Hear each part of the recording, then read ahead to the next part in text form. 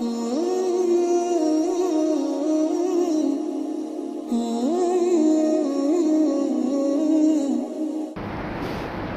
للہ وکفی وسلام علی عبادہ الذین اصطفی اما بعد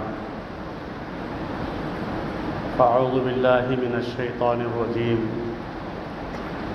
بسم اللہ الرحمن الرحیم یا ایہا الذین آمنوا قوا انفسکم واہلیکم نارا وقودها الناس والحجارہ إلى آخره صدق الله العظيم. وقال النبي صلى الله عليه وسلم ألا كلكم راع وكلكم مسؤول عن رعية أو كما قال عليه الصلاة والسلام. محترم بزرگوں، عزیز دوستو،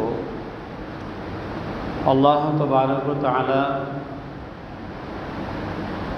اپنے کلام پاک میں مختلف مقامات پر مختلف طریقوں سے اپنے بندوں کی رہنمائی اور رہبری فرماتے ہیں. قرآن ہم سب کے لیے ایک ہدایت کی کتاب ہے اور قرآنی تعلیمات پر عمل کر ہی ہم اپنی دنیا اور آخرت دونوں جگہ ہم کامیابی حاصل کر سکتے ہیں. اس آیت شریفہ میں اللہ تبارک و تعالی مومنین سے مخاطب ہیں. اللہ تعالیٰ فرما رہے ہیں یا ایہا الذین آمنوا قوا انفسکم واہلیکم نارا، کہ اے ایمان والو اپنے آپ کو اور اپنے اہل و عیال کو دوزخ کی آگ سے بچاؤ. قوا انفسکم واہلیکم نارا، آگ سے بچاؤ یعنی دوزخ کی آگ سے بچاؤ. اور پھر مزید اس آگ کی وضاحت یوں فرمائی کہ یہ جو آگ ہے یہ کوئی لکڑی سے جلا کر اس کو تیار نہیں کیا جائے گا، بلکہ اس آگ کا جو ایندھن ہوگا وقودها الناس والحجارہ، اس کا جو ایندھن ہوگا لوگ اور پتھروں کے ذریعے سے اور لوگوں کے ذریعے سے اس آگ کو دہکایا جائے گا. اللہ تعالیٰ فرما رہے ہیں کہ اس آگ سے اپنے آپ کو اور اپنے اہل و عیال کو بچاؤ. اب یہ ہماری ذمہ داری ہے کہ ہم اپنے آپ کو بھی بچائیں اور اپنے اہل و عیال کو بھی بچائیں. اگر کوئی یہ سوچے کہ بھائی میں اپنے آپ کو بچا رہا ہوں اور میں اللہ کے احکامات پر عمل پیرا ہوں اور میری زندگی بہت اچھی چل رہی ہے، اب اہل و عیال کا میں ذمہ دار نہیں ہوں، وہ نہیں مانتے ہیں تو میں کیا کروں؟ تو اللہ نے فرمایا کہ اپنے آپ کو بھی بچانا ہے اور اپنے اہل و عیال کو بھی بچانا ہے. بچانے سے مراد یہ ہے کہ دنیا میں ایسے کام جس سے اللہ ناراض ہوتے ہیں ان کاموں سے خود بھی بچے اور اپنے اہل و عیال کو بھی بچائیں. ناجائز طریقے کے کام، حرام طریقے کے کام، غیبتوں سے، چغلیوں سے حفاظت کے کام، بغض سے، حسد سے، کینے سے، کپٹ سے اپنے آپ کو اور اپنے اہل و عیال کو بچانے کے کام. اور یہی وہ چیزیں ہیں اور یہی وہ گناہ ہے جو ہمیں دوزخ کی آگ کی طرف لے جائے. حرام طریقے سے اگر ہم کما رہے ہیں، چہ جائے کہ اس میں ہمیں ترقی نظر آئے، وقتی طور پر، ظاہری طور پر خوشحالی نظر آئے، لیکن وہ ترقی اور وہ خوشحالی وہ ہمیں دوزخ کی آگ کی طرف لے جا رہی ہے.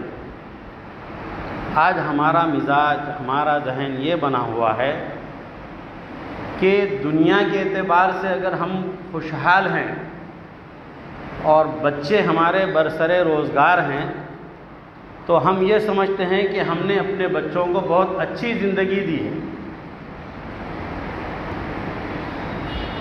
یقیناً خوشحالی روزگار سے لگانا یہ ایک والدین کی ذمہ داری ہے، یہ بھی ہمیں کرنا ضروری ہے، لیکن اگر دینداری کو چھوڑ کر اللہ اور رسول صلی اللہ علیہ وسلم، اللہ اور اللہ کے نبی صلی اللہ علیہ وسلم کے طریقوں کو چھوڑ کر اگر وہ ہماری اولاد یا ہم ترقی کرتے ہیں تو یہ ترقی ہمیں دوزخ کی آگ کی طرف لے جانے والی۔ بہت سے لوگ یہ کہتے ہیں کہ بھائی ہم اولاد کو تو کہتے ہیں، اولاد نہیں مانتی، ہم کیا کریں؟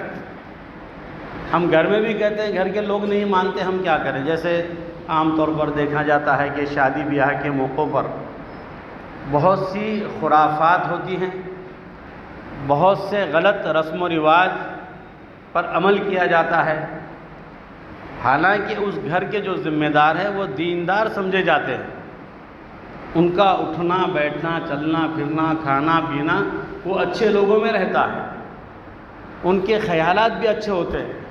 اور جب ایسے لوگوں سے کہا جائے کہ بھائی آپ تو ماشاءاللہ بہت سوجھ بوجھ رکھنے والے ہیں، دین کی سمجھ آپ رکھنے والے ہیں، پھر آپ کے پروگرام میں یہ لہویات کیوں ہو رہی ہے، یہ خرافات کیوں ہو رہی ہے؟ تو وہ کہتے ہیں کہ بھائی میں تو سخت مخالف ہوں، لیکن گھر کی عورتیں نہیں مانتی۔ تو یہ عذر جو ہے یہ قابل قبول نہیں ہوگا۔ ہم گھر کے سربراہ ہیں، ہم گھر کے ذمہ دار ہیں، اور پھر ہم ہی خود کہہ رہے ہیں کہ یہ ہماری گھر کی عورتیں ہم سے نہیں مانتی، بچے نہیں مانتے، بچوں کے دوست نہیں مانتے، اس طرح کی جو باتیں ہمارے زبان سے نکلتی ہے، اور ہم یہ سمجھتے ہیں کہ میں نے تو بہت کوشش کیا، یہ لوگ نہیں مان رہے۔ یہ جو ہے ہمارے بچنے کے راستے ہیں، اللہ تعالیٰ ہماری گرفت فرمائیں۔ حدیث پاک میں پیارے آقا حضرت محمد مصطفیٰ صلی اللہ علیہ وسلم فرماتے ہیں، الا کلکم راع وکلکم مسئول عن رعیہ، کہ تم ذمہ دار ہو، ہر آدمی اپنا ذمہ دار ہے، اور ہر ذمہ دار سے اس کے ماتحتوں کے تعلق سے سوال کیا جائے گا، ہر ذمہ دار سے اس کے ماتحتوں کے تعلق سے سوال کیا جائے گا۔ ہم اگر گھر میں ہیں تو ہمارے بچوں سے، ہمارے اہل و عیال سے، ان سے متعلق ہم سے سوالات ہوں گے۔ محلے کے ذمہ دار ہیں تو پورے محلے کی ذمہ داری ہمارے اوپر ہے، ان کے بھی تعلق سے پوچھا جائے گا۔ بستی کے، شہر کے، علاقے کے ذمہ دار ہیں تو پورے علاقے کی ذمہ داری ہمارے اوپر آتی ہے کہ ان کے تعلق سے بھی ہم سے پوچھا جائے گا کہ تم نے ان کو کیوں نہیں دوزخ کی آگ سے بچایا، کیوں نہیں تم نے ان کے سامنے خدا اور رسول کی باتوں کو رکھا، ہمارا پیغام ان تک کیوں نہیں پہنچایا تم نے۔ اور آگ سے بچانے کا مطلب یہ ہے کہ ایک جگہ آگ لگی ہوئی، چھوٹا بچہ اس طرف جا رہا ہے، تو ہم یہ کہتے ہیں کہ بیٹا اس طرف مت جاؤ، آگ لگی ہوئی، تم جل جاؤ گے، تمہارے ہاتھ جل جائیں گے۔ اور پھر بیٹھنے کے بعد جب وہ بچہ کیونکہ نادان ہوتا ہے، ناسمجھ ہوتا ہے، آگ کے شعلے اس کو اچھے نظر آتے ہیں، وہ آگ جلانے والی ہے، اس سے وہ بے خبر ہوتا ہے، تو وہ بچہ لپک کر آگ کی طرف جاتا ہے، تو ہم سب چیزیں چھوڑ کر دوڑ کر اس کو اٹھا لیتے ہیں اور پھر اس کو اپنے سینے سے لگا کر اس کی حفاظت کرتے ہیں۔ اس آگ سے ہم نے بچے کو اس واسطے بچایا کہ یہ آگ ہماری آنکھوں کے سامنے ہے،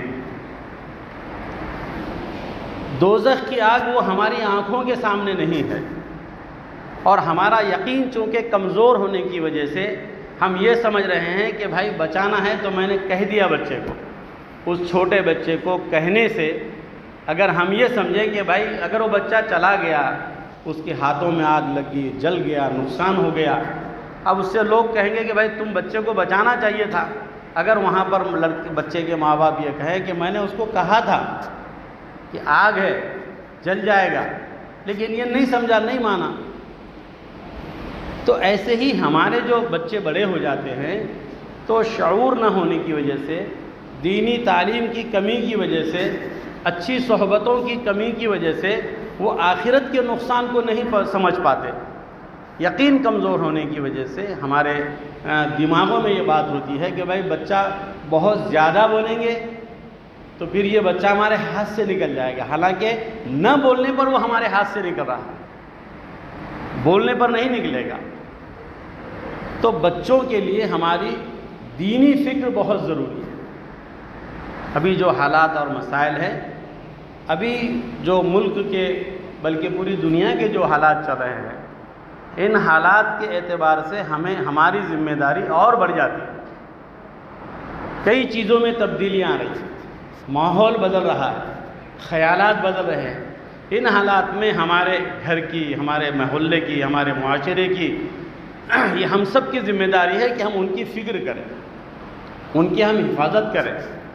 اور اگر ہم ان کی فکر نہیں کریں گے، ان کی حفاظت نہیں کریں گے تو اس کی ذمہ دار بھی ہم قرار دیے جائیں گے، اور جس وقت نقصان ہو جائے گا تو پھر ہم افسوس کریں گے، تو اس وقت کا افسوس ہمیں اس نقصان سے نہیں بچائے۔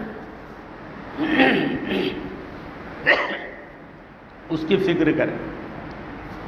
دنیا کے اعتبار سے بھی بچوں کو ترقی دینا ہے، تعلیم کے اعتبار سے، تجارت کے اعتبار سے، کاروبار کے اعتبار سے۔ معیشت مضبوط ہونی چاہیے۔ اسلام یہ نہیں کہتا کہ معیشت مضبوط نہ ہو، مضبوط معیشت سے اسلام منع نہیں کرتا۔ تاجر بنیے۔ حضرت عثمان غنی رضی اللہ تعالیٰ عنہ کو اللہ تعالیٰ نے تاجر بنایا تھا۔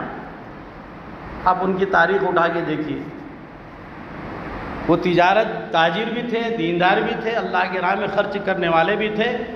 دنیا کے وہ واحد ایسے صحابی ہیں، دنیا کے وہ واحد ایسے انسان ہیں کہ جن کی تجارت ان کے انتقال کے بعد بھی چل رہی ہے۔ آج بھی مدینے میں جا کے دیکھیے، حضرت عثمان غنی کے رضی اللہ تعالیٰ عنہ کے نام سے اکاؤنٹ بنا ہوا ہے، بینک میں لین دین ہے ان کے۔ ابھی انہوں نے کچھ چھوڑا تھا، پھر اس کی جو تقسیم ہوئی، پھر اس کے ذریعے سے جو بھی ان کی پراپرٹی تھی، اس کے ذریعے سے جو آمدنی ہو رہی ہے، پھر اس کے ذریعے سے کچھ اور بلڈنگیں بنائی گئی، باغات لیے گئے، پھر اس کے ذریعے سے جو آمدنی ہو رہی ہے تو پھر اس کو غریبوں میں خرچ کیا جا رہا ہے، اور آج بھی اس کا خرچ جاری ہے۔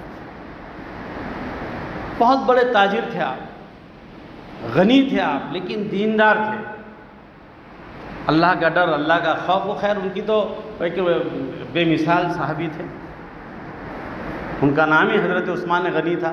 کوئی تقاضا ہوتا تھا، اللہ کے نبی صلی اللہ علیہ وسلم حضرت عثمان غنی کے سامنے بیان کرتے، آپ فوراً اس تقاضے کو پورا فرمائیں۔ تو اسلام نے معیشت کو مضبوط کرنے سے منع نہیں کیا ہے، لیکن دینداری کے ساتھ۔ حضرت یعقوب علیہ السلام کی جب عمر کے آخری ایام چل رہے تھے تو انہوں نے اپنی اولاد کو بلایا نصیحت کرنے کے لیے اور وصیت کرنے کے لیے۔ آج بھی ہم دیکھتے ہیں کہ جب عمر زیادہ ہوتی ہے تو اپنے بچوں کو لوگ بلا لیتے ہیں کہ بھائی میری عمر کا میری زندگی کا کوئی بھروسہ نہیں ہے، اور بٹھا کے ان کے سامنے بات چیت ہوتی ہے۔ دینی مزاج ہے تو دینی اعتبار سے ہوتا ہے، اور اگر دینی مزاج نہیں ہے تو پھر بیٹھنے کے بعد وصیت کیا ہوتی ہے کہ بھائی اس کاروبار کو بیٹا تم کیسا چلاؤ گے، اس پراپرٹی کو تم کیسے ڈیل کرو گے، یہ پیسے کو تم کیسا بڑھاؤ گے، یہ فلاں فلاں فلاں، سب ساری کاروبار کی بات ہوتی ہے کہ یہاں اتنا بجٹ ہے، یہاں اتنا پیسہ ہے، اور اس کو کیسے کیسے کیسے کرنا ہے۔ اور اگر باپ نہ بتائے تو بچے کہتے ہیں کہ ابا جان وہاں کی بھی تو وہ کیوں نہیں بتا رہے آپ۔ یہ چیزیں ڈسکس ہوتی ہیں۔ حضرت یعقوب علیہ السلام اپنی عمر کے آخری حصے میں اپنی اولاد کو بلایا۔ ایک ہمارے لیے ایک تعلیم ہے، قرآن کے اندر جو آیتیں آتی ہے، قرآن کے اندر جو پیغامات آتے ہیں، وہ ہم سب کی ہدایت اور ہماری تعلیم کے لیے ہوتی ہے۔ حضرت یعقوب علیہ السلام نے بلایا اپنے بچوں کو، اور بلانے کے بعد سب کو جمع کیا، اور جو سب سے پہلا سوال انہوں نے اپنی اولاد سے کیا وہ قرآن کے اندر موجود ہے۔ حضرت یعقوب علیہ السلام نے پوچھا ما تعبدون من بعدی، کہ اے میرے بچوں میرے بعد تم کس کی عبادت کرو گے؟ تمام بچوں نے کہا کہ ہم اللہ کی عبادت کریں گے، آپ کے دین پر چلیں گے، ہمارے باپ داداؤں کے دین پر چلیں گے۔ جب تمام بچوں سے یہ سنا تو حضرت یعقوب علیہ السلام مطمئن ہو گئے کہ ہاں اب میں مطمئن ہوں کہ میرے بعد تم دین پر چلو گے۔ تو ہماری اولاد کی ہمیں فکر کرنے کی ضرورت ہے۔ دنیا دیکھیے ایک خواب ہے، دنیا کی زندگی ایک خواب کی طرح ہوتی ہے، اور یہاں کے جو نعمتیں ہیں، یہاں کی جو بھی چیزیں ہیں وہ جو ہے عارضی چیزیں ہیں، یہ مستقل رہنے والی چیزیں نہیں ہیں، اور یہاں کی زندگی بھی ہماری یہ مستقل رہنے والی نہیں ہے۔ جس طریقے سے ہم خواب دیکھتے ہیں اور خواب کے اندر حسین و جمیل مناظر دیکھتے ہیں، بہترین باغات اور بہترین محلات دیکھتے ہیں ہم، اور وہ سارا دیکھنے کے بعد جب ہماری آنکھ کھلتی ہے تو ہم اپنے بستر پر پڑے نظر آتے ہیں۔ تو وہ خوابوں کے اندر کی جو دنیا ہوتی ہے، جیسی ہماری آنکھ کھل گئی تو وہ خوابوں کی دنیا سے ہم نکل کر حقیقت کی دنیا میں آ جاتے ہیں۔ اور اس دنیا کا فرق یہ ہے کہ جب ہماری آنکھ بند ہو جائے گی تو پھر ہم اس دنیا سے نکل کر حقیقت کی دنیا میں جائیں گے۔ آخرت کی زندگی یہ مستقل رہنے والی زندگی ہے، اور دنیاوی زندگی یہ چند روزہ زندگی ہے۔ اپنے ہاتھوں سے اپنے سامنے ہم دیکھتے ہیں کہ اللہ تعالیٰ جب کسی کو اپنے پاس بلاتا ہے تو کوئی عمر کی قید نہیں ہے۔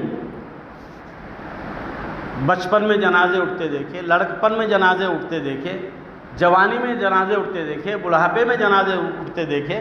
تو یہ جو جنازے اٹھتے ہیں اور ہمارے سامنے جو میتیں ہوتی ہے تو یہ ہم سب کے لیے عبرت کے لیے ہوتی ہے کہ آج یہ چلا گیا، کل تو جانے والا ہے۔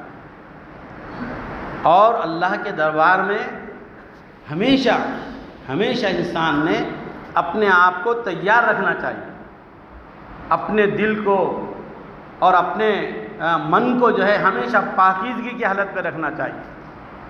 سوچ، خیالات، اپنے معاملات یہ ہمیشہ درست رکھنے چاہیے۔ کیا پتہ اللہ کے پاس کب ہمیں بلاوا آ جائے۔ انسان یہ سوچتا ہے کہ بس یہ تھوڑا سا ایک معاملہ ہے، یہ تھوڑا میرا درست ہو جائے تو اس کے بعد تو بالکل توبہ اللہ کر کے بالکل اللہ اللہ کرنا ہے۔ موت کی جب کوئی گارنٹی نہیں ہے۔ قرآن پاک میں اللہ تعالیٰ فرماتے ہیں کہ جب کسی کی موت کا وقت آتا ہے تو ایک لمحہ بھی ہم اسے آگے پیچھے نہیں ہونے دیتے، ایک لمحہ بھی ہم اسے آگے پیچھے نہیں ہونے دیتے۔ یہ ہمارا یقین ہے، اس پر ہمارا ایمان ہے۔ جب پتہ ہے کہ موت کب آئے گی کچھ کہا نہیں جائے گا تو ہمارے اپنے اعمال کو ہمیں درست کرنا چاہیے، ہمارے اپنے معمولات کو درست رکھنا چاہیے، نمازوں کا اہتمام ہونا چاہیے، اللہ کا ڈر، اللہ کا خوف ہمارے دلوں کے اندر ہونا چاہیے، اللہ کی ذات پر یقین جو ہے ہمارا مضبوط ہونا چاہیے۔ اپنے بچوں کی ہمیں فکر کرنے کی ضرورت ہے۔ ابھی نئی ایجوکیشن پالیسی جو آئی ہے، اگر ہم اپنے بچوں پر توجہ نہیں دیں گے، اگر ہم ان کی فکر نہیں کریں گے تو یہ غیر محسوس طریقے سے بالکل دین سے دور ہوتے چلے جائیں۔ پھر اس کے ساتھ ساتھ مزید ان کے بگاڑ کے لیے ایک موبائل کا فتنہ ہے، اس موبائل کے ذریعے سے مزید وہ بگاڑ کی طرف چلے جائیں گے۔ اس لیے ان بچوں کی ہمیں بنیادی طور پر ان کے عقیدے کی فکر کرنے کی ضرورت ہے، ان کے ایمان کی فکر کرنے کی ضرورت ہے۔ مکتب کی زندگی سے یعنی کہ بچپن ہی سے بچے کو دینی تعلیم سے ہم کو آراستہ کرنا پڑے گا، ان کے ایمان کو، ان کے عقیدے کو درست کرنا پڑے گا۔ بچپن سے یہ چیزیں سکھائیں گے اور پھر وہاں سے آنے کے بعد ہم ان کا جائزہ لیں گے تو انشاءاللہ یہ بچے ہمارے جب بڑے ہو جائیں گے اور ان کے پاس جب کوئی بہکانے والی جو ہے باتیں ان کے سامنے آئیں گی تو یہ بہکیں گے نہیں، یہ اپنے ایمان پر مضبوط رہیں گے۔ تو ہمارے بچوں کو مضبوط کرنا ضروری ہے۔ اور جو حالات ابھی چل رہے ہیں اور مزید پتہ نہیں کیسے آئیں گے، حالات سے کبھی گھبرانا نہیں۔ ڈر اور خوف یہ فطری چیزیں ہیں، ڈر اور خوف یہ فطری چیزیں ہیں، لیکن ایمان والا اگر کہے کہ میں ڈر رہا ہوں تو پھر ہمارا ایمان کمزور ہے۔ حالات آئے ہیں، اس سے مزید اور بگڑے ہوئے حالات آئیں گے، مزید بگڑے ہوئے حالات آئیں گے، لیکن ہمیں ان حالات میں خود کو بھی اور اپنے بچوں کو بھی ایمان پر بچا کے رکھنا ہے۔ جان چلی جائے ہمارا ایسا مزاج بننا چاہیے، ہم مر جائیں گے لیکن ہمارے ایمان کی ہم حفاظت کریں گے، ہمارے ایمان کی ہم فکر کریں گے، بزدل نہیں بننا ہے۔ اور دوسری بات، جذبات میں بھی نہیں آنا ہے۔ جذبات میں بھی نہیں لانا ہے اور بزدلی سے بھی ہم کو نکالنا ہے۔ کچھ حالات مسائل ہمارے سامنے آتے ہیں تو ہم بزدلی کا شکار ہو جاتے ہیں، بچے بڑے سبھی، کہ بھئی پتہ نہیں کیا ہوگا، پتہ نہیں کیسا ہوگا۔ اصل میں یہ دین کی تعلیم کی کمی کی وجہ سے۔ دیکھیے ابھی ہم سوچتے ہیں کہ وہاں یہ حالات آ گئے، وہاں یہ حالات آ گئے، اور بھئی حالات تو اس سے بھی بد سے بدتر حالات تو اللہ کے نبی صلی اللہ علیہ وسلم کے ساتھ پیش آئے، صحابہ کرام رضوان اللہ تعالیٰ علیہم اجمعین کے ساتھ پیش آئے۔ 3 سال ان کا سوشل بائیکاٹ کیا گیا۔ ان حالات میں اللہ کے نبی صلی اللہ علیہ وسلم نے اور صحابہ کرام رضوان اللہ تعالیٰ علیہم اجمعین نے کیا کیا تھا، وہی کام ہم کو کرنا ہے۔ وہ ایمان پر مضبوط تھے، وہ رجوع اللہ ہو چکے تھے، اللہ کی طرف ان کا رجوع تھا، دعاؤں کا اہتمام تھا، نمازوں کا اہتمام تھا، حلال روزی ان کی زندگی کے اندر تھی، حرام لقمے سے وہ اپنے آپ کو بچایا کرتے تھے، ان کے اندر طاقت تھی۔ اور قرآن پاک میں اللہ تعالیٰ نے فرمایا وَلَنَبْلُوَنَّكُمْ بِشَيْءٍ مِّنَ الْخَوْفِ وَالْجُوعِ وَنَقْصٍ مِّنَ الْأَمْوَالِ وَالْأَنفُسِ وَالثَّمَرَاتِ۔ قرآن میں پیغام اللہ تعالیٰ نے دیا ہے کہ بھئی ہم تم کو آزمائیں گے، بھوک کے ذریعے سے، فاقوں کے ذریعے سے، ڈر کے ذریعے سے، خوف کے ذریعے سے، تمہارے مالوں اور جانوں کے نقصان کے ذریعے سے ہم تمہیں آزمائش میں ڈالیں گے، تمہارا ہم امتحان لیں گے۔ بس ہماری یہ ذمہ داری بنتی ہے کہ کڑے سے کڑے امتحان کی ہم تیاری میں رہیں، کہ جو امتحان اللہ تعالیٰ لیں گے انشاءاللہ ہم اس امتحان میں پورے اتریں گے۔ اور پورے کیسے اتریں گے؟ جب ہم اپنی خود کی ہم فکر کریں گے، اپنے بچوں کی، اپنے اہل و عیال کی ہم فکر کریں گے، تو انشاءاللہ اللہ کی مدد آئے گی۔ اللہ کی مدد کب آئے گی؟ جب ہم اللہ کے احکامات کے مطابق اپنی زندگی کو لے کر چلیں گے، اپنے بچوں کی زندگی کو لے کے چلیں گے، اور ساری جو ہے امت کی ہم فکر کریں گے، تو انشاءاللہ اللہ کی ذات سے امید ہے کہ اللہ تبارک و تعالیٰ ان حالات میں بھی ہمارے حوصلے بلند رکھیں گے، اور ہمارے ایمان کی ہم اگر فکر کریں گے۔ دیکھیے ایک تو ہے ایمان کی حفاظت کرنا، اور ایک ہے ایمان کی فکر کرنا۔ فکر ہماری مضبوط ہوگی تو ہماری حفاظت بہتر ہوگی۔ ہم فکر نہیں کر رہے، خالی یہ کہہ رہے کہ اللہ بچانے والا ہے۔ بھئی اللہ بچائے گا کب؟ جب ہم ایمان پر چلیں گے، اور ایمان پر چلنے کے باوجود تو اللہ تعالیٰ نے تو کہہ دیا نا کہ ہم تو آزمائش اور امتحان کے اندر رہیں گے، کیونکہ یہ جو زندگی ہے یہ چند روزہ زندگی ہے، اور آخرت کی زندگی وہ مستقل رہنے والی زندگی ہے، جو ابد الاباد کی زندگی ہے۔ یہ تو ایک خواب کی طرح ہے، جس طریقے سے خواب میں آنکھیں کھل جانے کے بعد ہمیں پتہ چلتا ہے کہ جتنا ہم نے خواب میں دیکھا تھا یہ بس محض خواب تھا۔ اور یہ زندگی آنکھ بند ہونے کے بعد میں پتہ چلتا ہے کہ یہ جتنی چیزیں ہم سوچ رہے تھے یہ تو سب بیکار ہے، جو ہم سے کہی گئی تھی نبی کریم صلی اللہ علیہ وسلم کے احکامات کے ذریعے سے، علماء کرام کے بیانات کے ذریعے سے، جو قرآن و حدیث کی روشنی میں جو باتیں ہمیں سمجھائی جا رہی تھی، آنکھ بند ہونے کے بعد ہماری آنکھیں کھلیں گی کہ ارے ہاں یہ باتیں صحیح۔ اس لیے ہمیں چاہیے کہ ہم اپنی خود کی بھی فکر کریں، اپنی اولاد کی بھی فکر کریں۔ اللہ تعالیٰ قرآن پاک میں فرماتے ہیں یا ایھا الذین آمنوا قوا انفسکم واہلیکم نارا، کہ اے ایمان والو اپنے آپ کو اور اپنے اہل و عیال کو دوزخ کی آگ سے بچاؤ۔ اللہ تبارک و تعالیٰ ہم سب کو عمل کی توفیق عطا فرمائے۔ جن حضرات نے سنت ادا نہ کی سنت